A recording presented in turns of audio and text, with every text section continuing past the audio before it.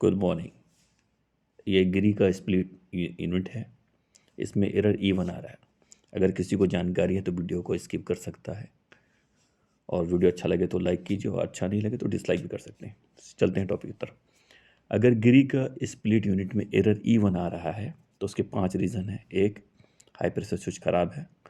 दूसरा, condenser coil गंदा है। तीसरा, ओवर चार्ज फ्यून, किसी ने गलती से फ्यून ज़्यादा चार्ज किया है। चौथा, कंडेंसर मोटर डिफेक्टिव है। पांचवा, लूज वायरिंग। सब्सक्राइब करो और घंटी दबाओ, नोटिफिकेशन आता।